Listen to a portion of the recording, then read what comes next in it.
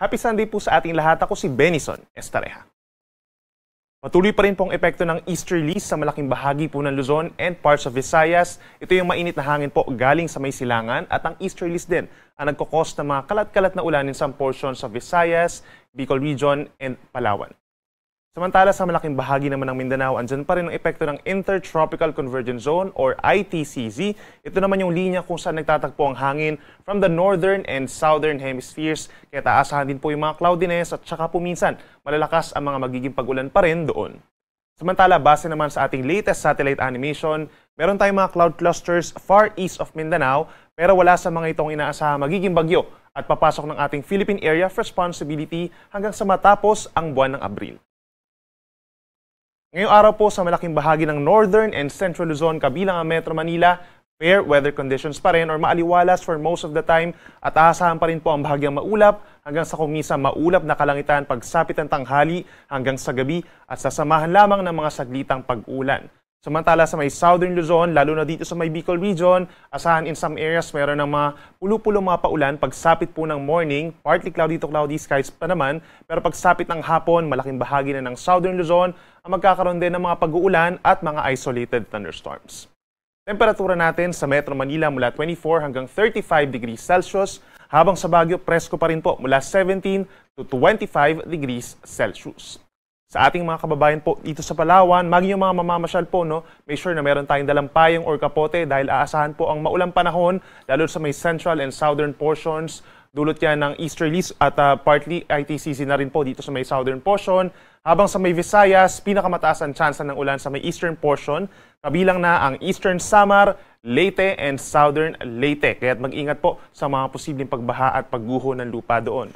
For the rest of Visayas, aasahan din po ang mga pag-uulan, bagamat hindi naman po ito tuloy-tuloy at madalas po pagsapit ng hapon hanggang sa gabi. So make sure din po na may dalang payong ang ating mga kababayan doon kung lalabas ng bahay. Temperatura natin sa Metro Cebu, 27 to 33 degrees Celsius. At sa ating mga kababayan po sa malaking bahagi ng Mindanao, asahan pa rin po ang mataas sa tsansa ng pag-ulan.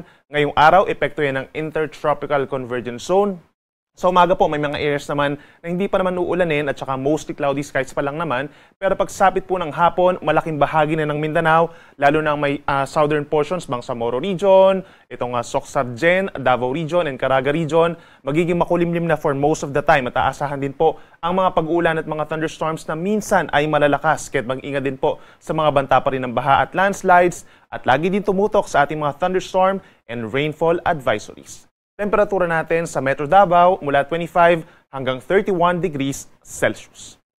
Para naman sa ating heat index na naitala po kahapon, araw ng Sabado, pinakamataas sa may Dagupan City pa rin with 45 degrees Celsius na heat index. Sinundan sa may Lawag City, Ilocos Norte hanggang 43 degrees po kahapon. Habang sa Metro Manila, particularly sa may Pasay City hanggang 40 degrees at 38 degrees naman ang inabot na nararamdamang init dito sa may Quezon City.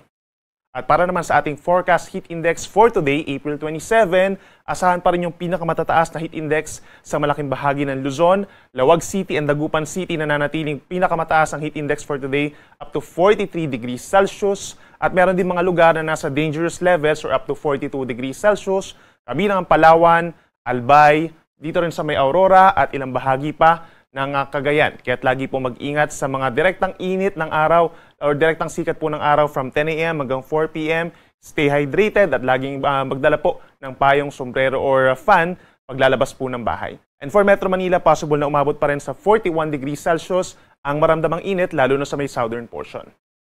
Para naman sa karagdagang impormasyon regarding po sa ating heat index forecast, scan lamang po yung QR code na nakikita nyo sa inyong screen or bumisita sa pag-asa.dost.ph/weather/heat-index.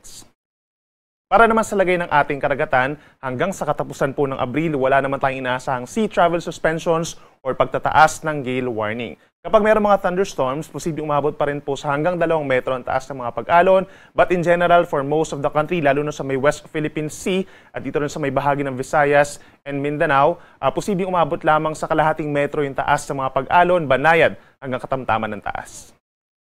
At para naman po sa ating 4-day weather forecast or hanggang sa unang araw ng Mayo, mananatili pa rin ang mataas sa tsansa ng pag-ulan sa may timog na bahagi ng ating bansa dahil pa rin yan sa Intertropical Convergence Zone at posibleng mas tumami pa yung mga lugar na magkakaroon ng mga paulan pagsapit ng mga unang araw ng Mayo. Kaya Monday and Tuesday, that's April 28 to 29, magpapatuloy pa rin mga paulan in most areas of Mindanao, gayon din ang portions of Eastern Visayas and Palawan dahil pa rin yan sa Intertropical Convergence Zone.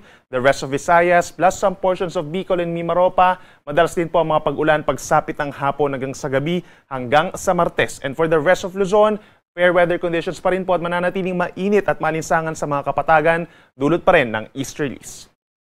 Pagsapit ng Wednesday and Thursday hanggang sa May 1 or Labor Day, magpapatuloy ang mga paulan, pero mas maraming lugar nga po ang magkakaroon ng mapaulan, hindi lang dito sa may Mindanao, kundi maging dito rin po sa malaking bahagi ng Visayas, sa may eastern and central portions, sa may Bicol region, and some parts of Mimaropa dahil pa rin yan sa Intertropical Convergence Zone na bahagyang umaakyat po yung kanyang axis. And doon sa loob ng Intertropical Convergence Zone, sometime between Wednesday and Thursday, posibleng may mabuo na low pressure area or circulation sa may silangan po ng Mindanao. Kaya laging tumutok sa ating mga updates dahil hindi rin natin inaalis yung chance na magiging isang ganap na bagyo ito pagsapit po ng mga unang araw pa ng Mayo. And then for the rest of Luzon, nandyan pa rin po ang mainit na panahon dulot ng easterlies at sasamahan pa rin ng mga pulupulong mga paulan or pagkidlat pagkulog lalo na po sa hapon hanggang sa gabi. Sunrise po natin ay 5:36 a.m. at ang sunset ay 6:12 p.m. Yan muna ang latest mula dito sa Weather Forecasting Center ng Pag-asa. Ako muli si Benison Estareja na nagsasabing sa anumang panahon, Pag-asa magandang solusyon.